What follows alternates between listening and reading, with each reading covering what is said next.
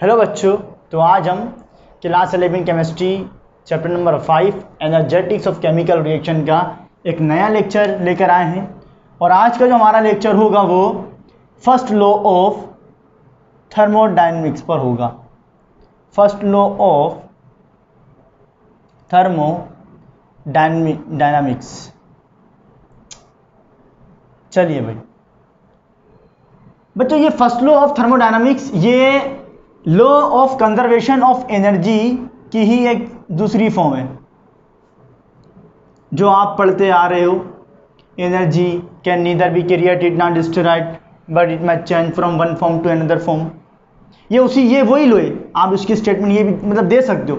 Energy can neither be created not destroyed but it may change from one form to another form. जो आप पढ़ते आ रहे हो कंजर्वेशन ऑफ एनर्जी, ये उसी की दूसरी फॉर्म है। अच्छा, यहाँ हमें आपको जो पढ़ाएंगे, जो जिस सेंस में हमने पढ़ाना है, जो एक्चुअल यहाँ इस चैप्टर में जो फर्स्ट लॉ ऑफ थर्मोडायनेमिक्स जो कहना चाह रहा है, वैसे है तो ये कंजर्वेशन ऑफ एनर्जी की दूसरी फॉर्म है, लेकिन यहाँ जो ये कहना चाह रहा है, जो स्टेटमेंट है वो देखो, वो नोट करो। यहाँ पर जो हम पढ़ेंगे आज, जो इसकी स्टेटमेंट आपको बताएंगे आज, जो जिस रिलेट होगी, वो क्या है? Amount of heat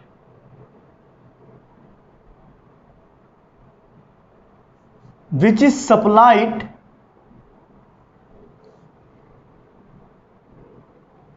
to the system is equal to the sum of change in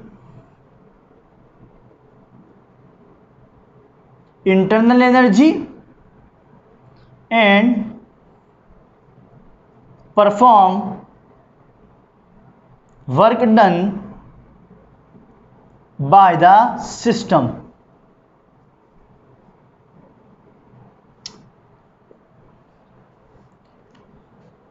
first law of thermodynamics क्या कहता है कि भैया amount of heat which is supplied to the system is equal to the sum of change in internal energy and perform work done by the system. इसको note कीजिए statement, या statement अगर चाहें तो आप वो भी दे सकते हैं जो law of conservation of energy, क्योंकि ये उसी की एक फॉर्म है।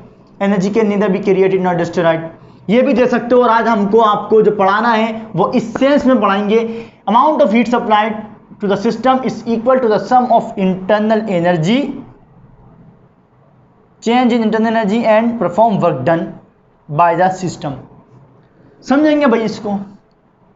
भाई मान लीजिए मेरे पास कोई सिस्टम है, कोई गैस है, एक सिलेंडर है मेरे पास, कोई सिस्टम है। अब उसमें जो है ये गैस भरी हुई है। एक अपन ने उसको एक मूवेबल पिस्टन है जो कि मूव कर सकता है, जो कि फ्री है, और उसमें सिलेंडर में गैस भरी हुई है। गैस के मॉलिक्यूल्स हैं ये गैस के मॉलिक्यूल्स।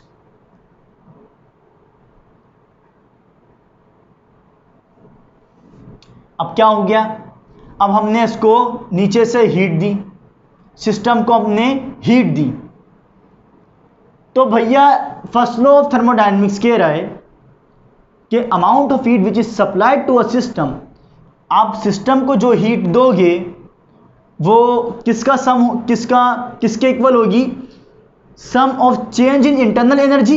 इंटरनल एनर्जी में उसकी कितनी चेंज आएगा और सिस्टम ने कितना वर्क किया, इसके सम के इक्वल होगी। ये फर्स्ट लॉ ऑफ थर्मोडायनामिक्स हमें समझाना चाह रहा है। अब हमने इसको हीट किया, होगा क्या? इस हीट करने से इस गैसेस के मॉलिक्यूल्स की काइनेटिक एनर्जी बढ़ेगी। अब जब काइनेटिक एनर्जी बढ़ेगी तो ये ऊपर प्रेशर मारेंगे, धक्का मारेंगे, धम भूम भूम, ये ऊपर धक्के मारेंगे। धक्का मारने से क्या होगा? ये पिस्टन थोड़ा सा ऊपर उड़ जाएगा। मान लो भाई ये पिस्टन अब ये यहां पर उड़ गया, फोर्स लगाई, ये जान लगाई, फोर्स लगाया मॉलिक्यूल्स ने। मॉलिक्यूल जब फोर्स लगाएंगे, ये फोर्स लगाएंगे, धक्का मारेंगे, तो धक्का मारने से क्या होगा? थोड़ा पिस्टन ऊपर चले जाएगा। मान लो हमने हीट दी, मॉलिक्यूल्स ने फोर्स लगाई और फोर्स लगाने से पिस्टन ऊपर चला गया। ये इसने इतना डिस्प्लेसमेंट कवर किया, यहाँ पर पिस्टन था, हमने हीट दी, मॉलिक्यूल्स की काइनेटिक एनर्जी बढ़ी, तो इन्होंने फोर्स लगाया, बूम बूम, उन्होंने फोर्स लगाई और ये ऊपर इसका डिस्टेंस, थोड़ा सा डिस्प्लेसमेंट पिस्टन ने कवर किया। अब फर्स्ट लॉ ऑफ थर्मोडायनेमिक्स आप कह रहे हैं भैया कि आपने जो सिस्टम को हीट दी है, एक तो वो उसकी चेंज इन इंटरनल एनर्जी और सिस्टम ने जो वर्क किया है उसके सम के इक्वल होगी, यानी कि सिस्टम की total energy of system and surrounding is always same, हमेशा क्या होगी, बराबर होगी। तो चाहो तो स्टेटमेंट आप इस तरीके से भी दे सकते हो, amount of heat which is supplied to a system is equal to sum of change in internal energy and perform work done by the system, या फिर ये बोल दो कि total energy of system is and surrounding is always same, या फिर आप conservation of energy के जो आप पढ़ते आ रहे हो, मास can neither be created not destroyed, आप इसको वो भी स्टेटमेंट दे सकते हो। लेकिन हम यहाँ पे जो केमिस्ट्री में पढ़ रहे हैं वो आपको किस सेंस में पढ़ा है हमने कि भाई, लेकिन फर्स्ट लॉ ऑफ थर्मोडायनेमिक्स क्या कहना क्या चाह रहा है कि आपने सिस्टम को जो भी हीट दोगे, एक तो वो उसकी इंटरनल एनर्जी को चेंज करेगा और सिस्टम कुछ ना वर्क करेगा, उस सम के बराबर होगी जो आप इसको हीट सप्लाई करोगे। यही बात समझा रहा है फर्स्ट लॉ ऑफ थर्मोडायनेमिक्स कि भाई amount of heat which is supply to a system is equal to the change in internal energy and perform work done by the system. इसे नोट करें, इसको नोट कीजिए, और ये है फर्स्ट लॉ ऑफ थर्मोडायनेमिक्स की mathematical formula, Q is equal to change in internal energy and perform work done by the system। इसे note कीजिए, इसके करेंगे न्यूमेरिकल्स, इसको नोट कीजिए, जैसे चाहे आप इसकी स्टेटमेंट दे सकते हो, या ये कोई पूछे what is first law of thermodynamics, तो सीधा आप कह सकते हो amount of heat which is supplied to the system is equal to the sum of change in internal energy and perform work done by the system, या फिर ये कह सकते हो total energy of system and surrounding is always same, या फिर ये कह दो कि mass can neither be created not destroyed but it must change from one form to another form, जो आप कंजर्वेशन ऑफ एनर्जी में पढ़ते आ रहे हो, क्योंकि ये first law of thermodynamics conservation of energy की ही एक दूसरी फॉर्म है। चलिए भाई, अब इसके न्यूमेरिकल्स करेंगे, और न्यूमेरिकल्स के लिए हम आपको कुछ इंपॉर्टेंट चीज़ें बताएंगे। देखो भाई, कॉपी में डाल के लिखो, if system takes heat from surrounding, अगर सिस्टम सराउंडिंग से हीट लेता है, अगर सिस्टम को हम हीट दें या सिस्टम अगर सराउंडिंग से हीट लेता है तो Q क्या होगा, प्लस पॉजिटिव, हीट क्या होगी, पॉजिटिव लेंगे। इफ, और अगर if system gives heat to surrounding, और अगर सिस्टम सराउंडिंग को हीट दे तो हीट किस में लेंगे, नेगेटिव होगी। अगर सिस्टम सराउंडिंग से हीट लेता है तो पॉजिटिव, और सिस्टम सराउंडिंग को हीट देता है तो हीट क्या होगी, negative. If work is done by the system, अगर सिस्टम वर्क करता है तो वर्क क्या होगा, पॉजिटिव। और अगर work is done, if work is done on the system, और सिस्टम पर अगर वर्क होगा, अगर सिस्टम पर वर्क करेंगे तो वर्क क्या होगा, नेगेटिव। ठीक है, अगर सिस्टम को हीट देंगे तो पॉजिटिव, और सिस्टम अगर हीट दे देगा, सराउंडिंग को बाहर निकालेगा, रिलीज करेगा तो नेगेटिव। और वर्क अगर सिस्टम करता है तो पॉजिटिव, और अगर वर्क सिस्टम पर करेंगे तो नेगेटिव। इसने पॉइंट्स को नोट करो। अब इसके न्यूमेरिकल्स करते हैं। In a certain process, in a certain process 848 joule of heat is added to a system and 394 joule work is done by the system. What is the change in internal energy? In a certain process, 848 joule of the heat is added to a system. System को हमने कितनी heat दी है, कितनी heat add करी है? 848। देखो भाई, system को हीट दी है, हीट ऐड हुई है सिस्टम में, तो Q क्या है? 848 जूल प्लस मिलेंगे। अगर सिस्टम को हीट देंगे या हीट एब्जॉर्ब करेगा या हीट ऐड करेंगे, उसमें शामिल होगी। And 394 joule work is done by the system. System ने वर्क किया है तो वर्क भी क्या होगा? Positive. Change in internal energy मालूम करो। ठीक है भाई, हमें पता है भाई क्यों क्या बोलता है, चेंज इन इंटरनल एनर्जी और वर्क डन। ये हीट कितना है? 848 माइनस वर्क इधर आ जाएगा 394, तो ये कितना बचा? 394, 848 और 394, ये बचा 4, 9, 14 में से 9 गए, 14 माइनस 9, तो बचा 5, 7 और ये 3, 454 जूल। पेपर में सवाल आते हैं इसके। एक सवाल हम आपको पास्ट ईयर का कराएंगे और जो एमकेट ईकेट के बच्चे हैं उनके लिए भी यही सब सारा प्रोसेस है। ठीक है, ये आपने बड़ी इंपॉर्टेंट चीज़ जो हमने आपको बताई है, ये आपने याद रखना है। इसको कॉपी में डालकर लिख लीजिए। इसके नोट्स आपको हम दे देंगे। नोट्स हमारा फेसबुक पे ग्रुप है, Karachi board coaching for ECAT MCAT, वहाँ पर हम आप इसके नोट्स अपलोड कर देंगे और इसका लिंक हम आपको डिस्क्रिप्शन में दे देंगे। आप उस लिंक पे जाकर डायरेक्ट आप नोट्स पर पहुँच जाएंगे, वहाँ से आप जाकर नोट्स आप सेव कर सकते हैं। तो पॉज करके कॉपी कर लीजिएगा, नोट्स मिल जाएंगे आपको।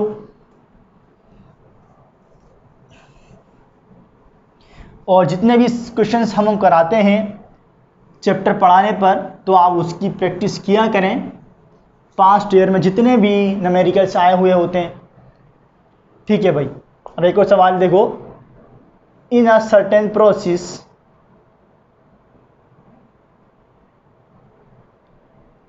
500 joule of heat, 500 joule heat is released by a system and 200 joule of work is done on the system.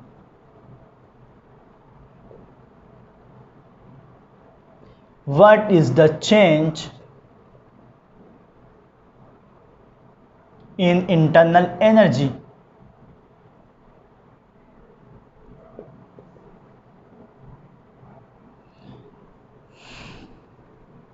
चलिए भाई, in a certain process 500 joule heat is released by a system.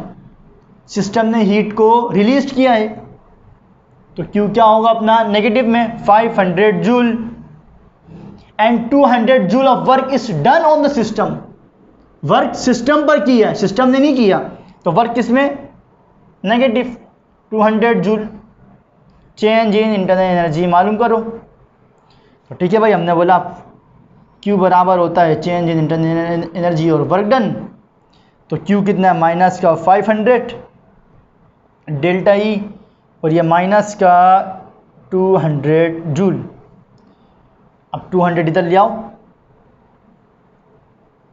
500 plus 200 change in internal energy minus का 500 plus 200, तो change in internal energy कितना आया minus 300 joule. तो system की internal energy में कितना चेंज आया माइनस का 300 joule.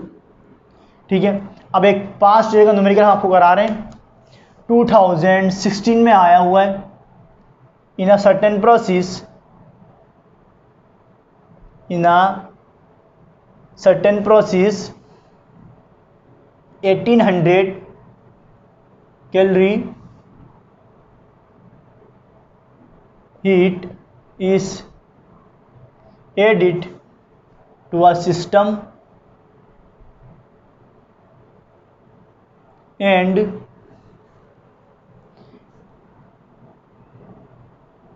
two thousand and 800 calorie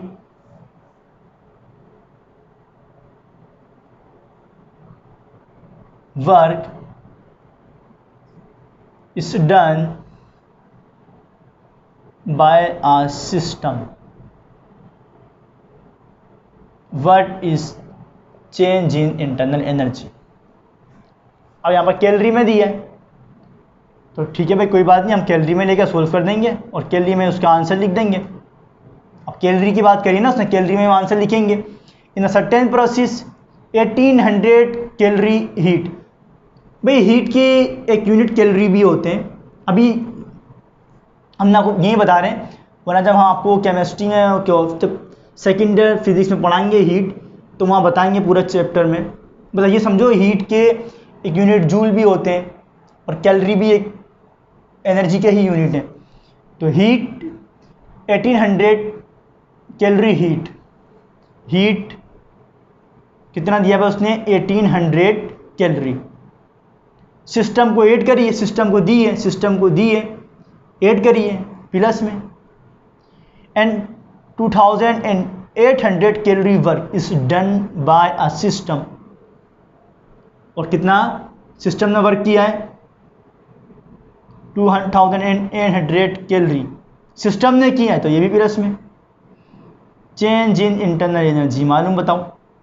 तो ठीक है भाई, Q is equal to delta E plus W 1800 और ये इधर आएगा तो माइनस 2800। तो चेंज इन इंटरनल एनर्जी कितना आया माइनस 1000 कैलोरी। तो ये थे हमारे आज का जो लेक्चर था फर्स्ट लॉ ऑफ थर्मोडायनेमिक्स पर।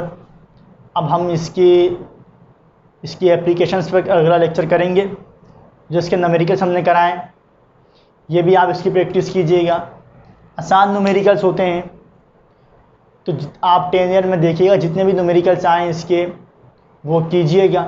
कुछ न्यूमेरिकल्स इसके बाकी हैं, इसकी एप्लीकेशंस पढ़ाने के बाद हम वो न्यूमेरिकल्स कराएंगे, तो वो लेक्चर लाजमी देखिएगा। और जो न्यूमेरिकल्स अभी हमने कराए हैं इसकी प्रैक्टिस कीजिएगा। बाकी आप पढ़ाई कीजिए। अल्लाह हाफिज़।